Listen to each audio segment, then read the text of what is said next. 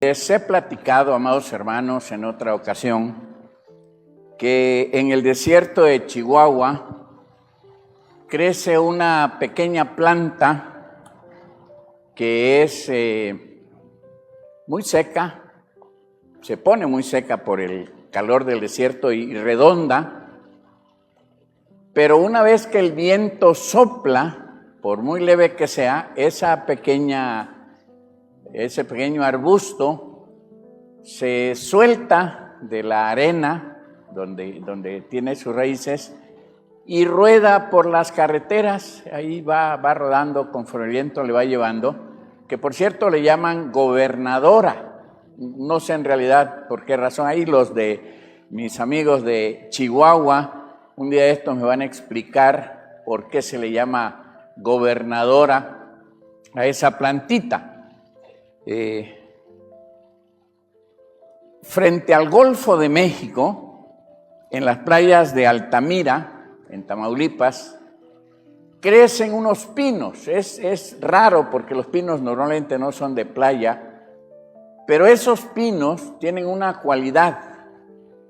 Son pinos muy altos y a pesar de los vientos huracanados que eventualmente aparecen, los huracanes que aparecen del Golfo, se doblan esos pinos, pero no se caen, no se rompen, no se quiebran, siguen de pie. Y son pinos únicos. Yo no he vuelto a ver en ningún otro lugar, en ninguna otra playa, ese tipo de pinos. ¿Qué hace la diferencia entre la gobernadora y los pinos allá de Altamira, Tamaulipas, de donde les traigo una alegre canción? ¿Qué hace la diferencia entre uno y otro? La diferencia es la raíz. La raíz. De igual manera como en estos árboles, en la vida espiritual tenemos también crecimiento superficial, como esa plantita del desierto. Pero podemos llegar a tener crecimiento profundo, como esos pinos que son azotados por el viento y no se rompen, no se quiebran.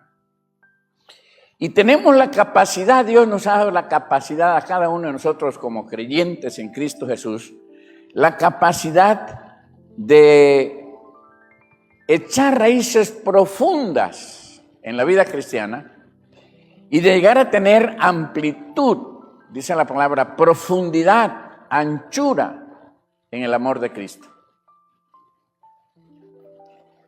No importa si es hombre o mujer, no importa qué origen tenemos, podemos ser pobres, podemos ser ricos. No importa si hemos venido de una colonia que ni aparece en el mapa o de una ciudad importante, todos tenemos la capacidad de crecer profundamente. Nuestro Señor Jesucristo dice que el crecimiento en la vida espiritual principia por lo que Mateo 22:37 nos dice. Mateo 22:37. Ama al Señor tu Dios con todo tu corazón, con todo tu ser y con toda tu mente. Este principio va a ayudarnos a nosotros a profundizar nuestras raíces en la vida cristiana para que podamos llegar a ser realmente cristianos de raíces sólidas y vidas cristianas fuertes. Lógicamente tenemos que recordar que el crecimiento, así como el crecimiento físico, el crecimiento espiritual también es un proceso, pero es un proceso en el que Dios pone algo de su parte y nosotros ponemos algo de nuestra parte. Él pone una parte y nosotros ponemos otra parte. Este proceso tiene varias enseñanzas y varias lecciones la Biblia acerca de este proceso de crecimiento espiritual. Atención de ustedes en 4 de estas lecciones. 4 lecciones. El punto de partida es responder a la invitación de Dios a nosotros para comenzar una relación con Él. La parte de Dios, Él invita. La parte nuestra, yo respondo.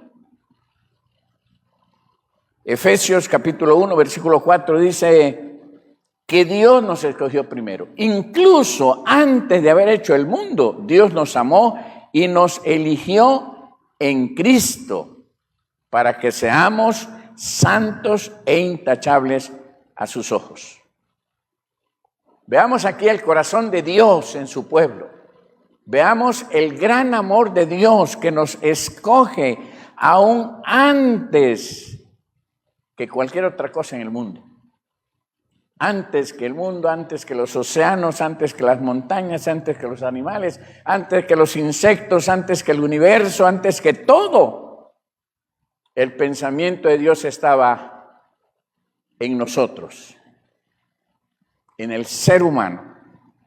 No fue un plan B, no fue un plan que dijera, si falla este plan A, entonces tengo el plan B. Me voy a fijar en los seres humanos. No fue una ocurrencia tardía, fue el primer pensamiento de Dios para con nosotros.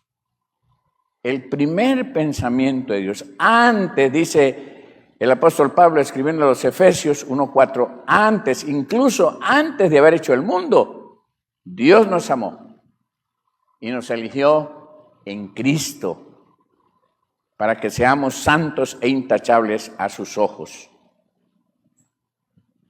Usted y yo estuvimos en la mente de Dios y somos objetos de su amor. Qué maravilloso saber que Dios, antes de todo lo que creó, y si pensamos de todo lo que creó, tenemos que recordar al salmista, cuando en el capítulo 19 de Salmos, versículo 1, dice, los cielos cuentan la gloria de Dios, el firmamento proclama la obra de sus manos. El pecado había dejado en el corazón del ser humano un vacío, y ese vacío solamente Dios puede llenarlo. Y es cierto que nosotros los seres humanos, cuando descubrimos que tenemos ese vacío, lo podemos llenar de entretenimiento, de emociones, de relaciones, de comida, de sexo, de compras, de recreación, de educación, de muchas cosas. Son cosas buenas, pero terminamos solamente teniendo una satisfacción temporal, pasajera, que se acaba pronto, mientras que el vacío continúa hasta que Cristo lo llena. Cuando Jesucristo llena nuestro corazón, el vacío es completado, es lleno. Santiago 1:21 nos dice, acepten con humildad la palabra que Dios les ha sembrado en el corazón, porque tiene el poder para salvar su alma.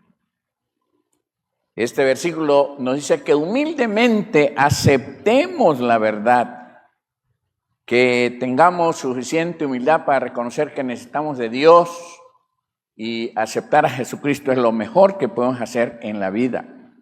Efesios 2:8-9 dice, porque por gracia han sido salvos mediante la fe. Esto no procede de ustedes, sino que es el regalo de Dios. El regalo de Dios. La salvación no es una recompensa por cosas buenas que hayamos hecho. La salvación no es algo que podamos presumir. Es admitir humildemente que la cuenta que teníamos con Dios no podía ser pagada.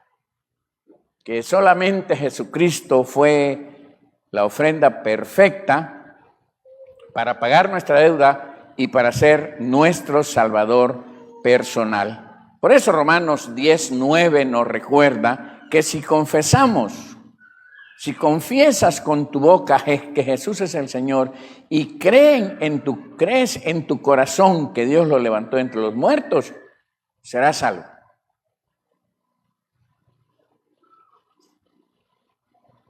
Un día tarde o temprano, y mejor temprano que tarde, debemos reconocer en nuestro corazón la necesidad de Dios, la necesidad de salvación, la necesidad de perdón, y debemos aceptar a Jesucristo como nuestro Salvador personal. Así que Él invita y nosotros respondemos. Él es encontrado, nosotros lo buscamos. O nosotros lo buscamos y Él es encontrado. Buscar significa perseguir, investigar, hacer preguntas, averiguar. Es una búsqueda activa, no es pasiva, no es algo automático. No podemos sentarnos en el sofá de la casa y esperar que los demás nos digan que somos unos buscadores. Buscar significa ir tras algo de valor. Salmos 27:8. Salmos 27:8 dice, el corazón me dice, busca su rostro. Y yo, Señor, tu rostro busco. Yo, Señor, tu rostro busco. No es que Dios se esconda de nosotros. No es que Dios no quiera tener comunión con nosotros. La verdad es que si nos acercamos a Él, le buscamos, lo vamos a encontrar. Por la fe lo vamos a encontrar. Y esto significa que podemos tener una íntima comunión con Él y caminar el resto de nuestra vida con Él. Jeremías 29:13 y 14 dicen, me buscarán y me encontrarán cuando me busquen de todo corazón. Me dejaré encontrar, afirma el Señor. Y noten que son palabras de un profeta que está escribiendo para un pueblo rebelde. Es para Israel en su tiempo de rebeldía. Es un llamado en el que Dios dice, búsquenme, búsquenme. No le está hablando a los líderes religiosos de su época. No, le está hablando al pueblo y el pueblo rebelde, el pueblo que se había alejado de Él. Le dice, me buscarán y me encontrarán cuando me busquen de todo corazón. Así que nosotros tenemos necesidad de buscarlo. El Señor espera que nosotros le encontremos. Nosotros le buscamos y Él se deja encontrar de tal manera que nos da su bendición y nos da su gracia.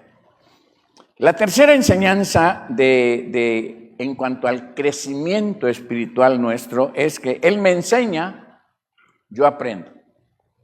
Yo aprendo porque Él me enseña. Cuando estuve en la tierra, nuestro Señor Jesucristo, esos 3 años que tuvo una relación muy cercana con sus discípulos, hubo oportunidad de que mientras iban juntos de un lado a otro, de una ciudad a otro, de un lugar a otro, comían juntos, estuvieron juntos en los barcos, estuvieron juntos en el desierto, estuvieron presentes cuando Él obró milagros, estuvieron presentes cuando Él enseñó, cuando Él predicó. Cada pregunta que ellos tenían se la hacían y el Señor les contestaba, el Señor les respondía y tomaba oportunidad para enseñarles. Toda la orientación y toda la enseñanza que tuvieron los discípulos la tuvieron durante todo ese tiempo.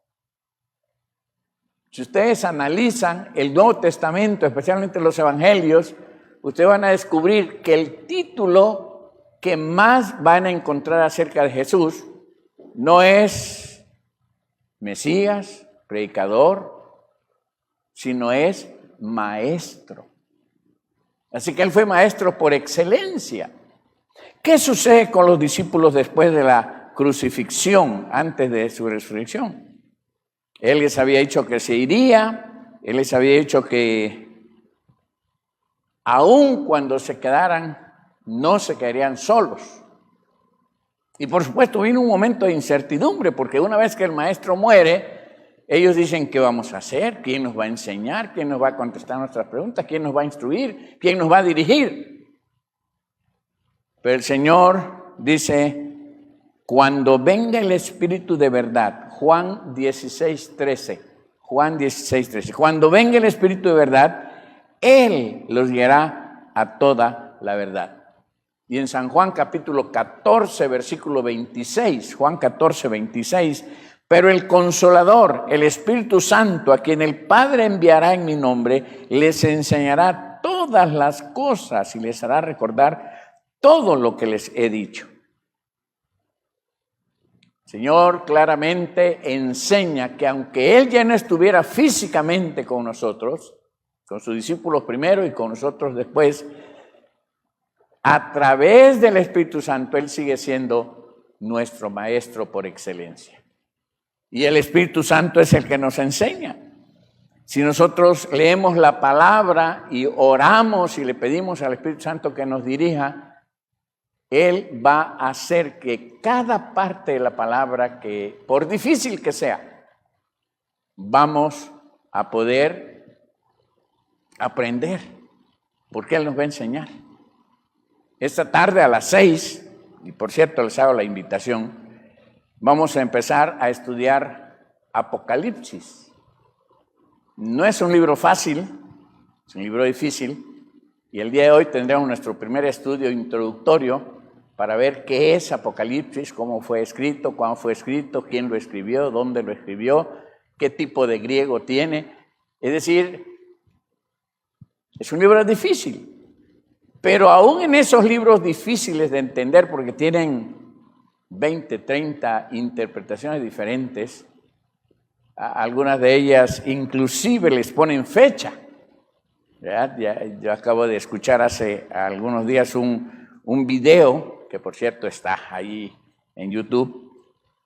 En este video hay un conocido escatólogo que habla de que el arrebatamiento sería en septiembre del año pasado. Y cuando lo vi, no era todavía septiembre, así que esperé, cuando lo vi por primera vez, esperé septiembre y empecé a contar 1, 2, 3, ¿cuál será el último día? Terminó septiembre y yo dije, ¿qué pasó? Fallaron las matemáticas, falló la profecía, El asunto es que, y empecé a ver a mi lado, no será que ya se fueron. Empecé a buscar a la hermana Olguita, a ver, y no estaba por ahí porque no sé que ya se fue y yo me quedé. En esos pasajes difíciles, el Espíritu Santo nos dirige. Él tiene enseñanza para nosotros. Sin profundizar en la palabra, el Señor tiene enseñanza para nosotros. Así que hasta el día de hoy, Él tiene para nosotros. Él nos enseña, nosotros aprendemos. Ahora hay una palabra de advertencia en Hebreos capítulo 5, versículos 11 al 14. Hebreos 5, 11 al 14. Una palabra de advertencia. Dice, sobre este tema tenemos mucho que decir, aunque es difícil explicarlo, porque ustedes, lo que les entra por el oído, les sale por el otro. Está fuerte el escritor a los hebreos. Le está escribiendo al pueblo de Israel. En realidad, a estas alturas ya deberían ser maestros y sin embargo necesitan que alguien vuelva a enseñarles las verdades más elementales de la palabra de Dios. Dicho de otro modo, necesitan leche en vez de alimento sólido. El que solo se alimenta de leche es inexperto en el mensaje de justicia. Es como un niño de pecho.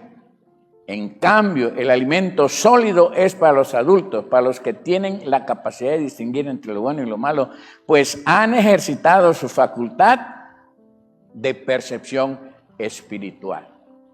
Bueno, la advertencia es que Dios espera que nosotros crezcamos profundamente en la palabra y que cada palabra que nosotros aprendamos la podamos poner en práctica.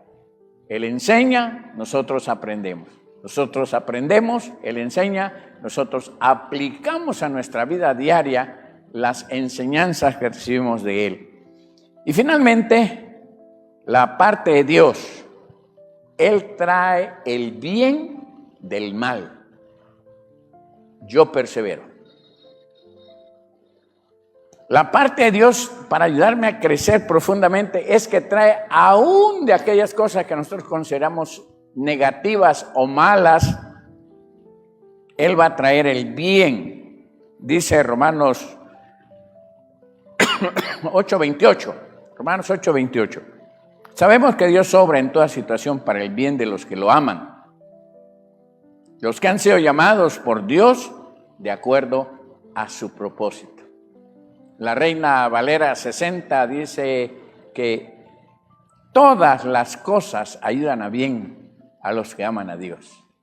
Todas las cosas ayudan a bien a los que aman a Dios, a los que conforme a su propósito son llamados.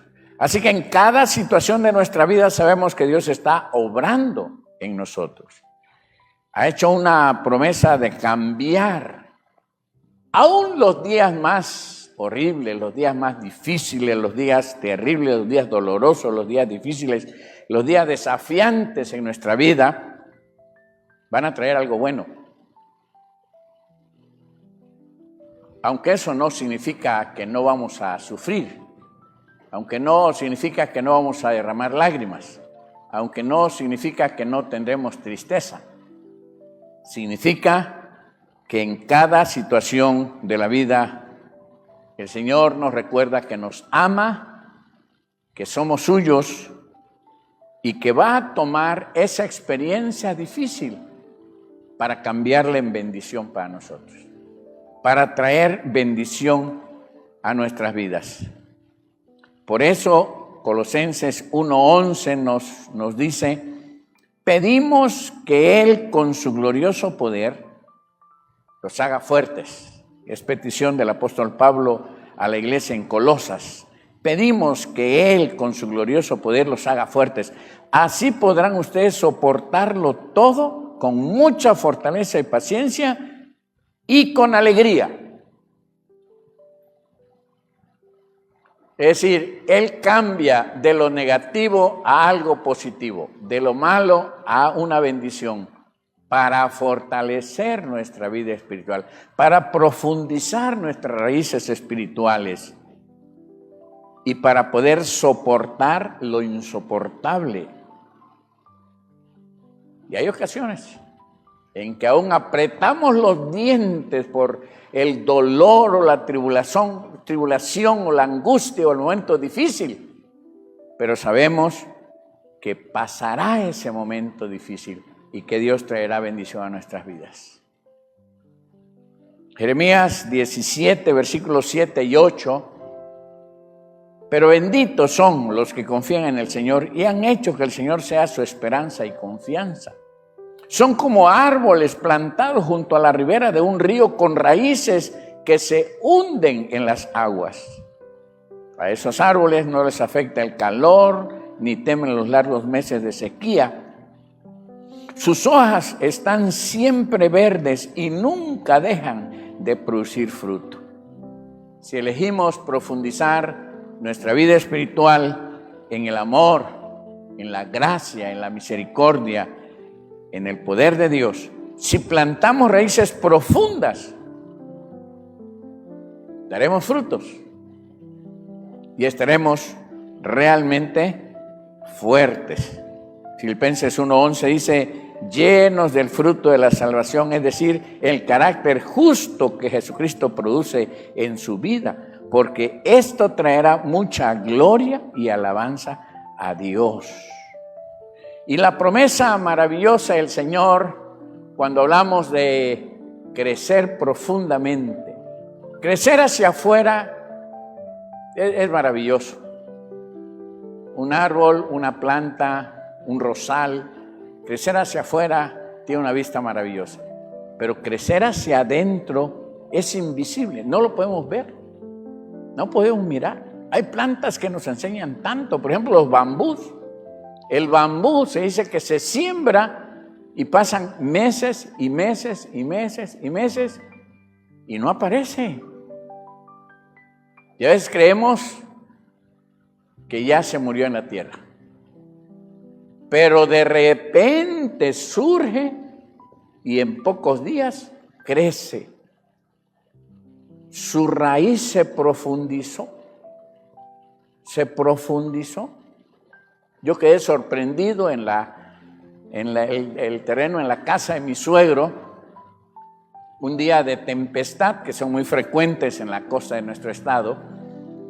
Hubo mucha tempestad, cayó un rayo. El rayo cayó en un árbol de coco.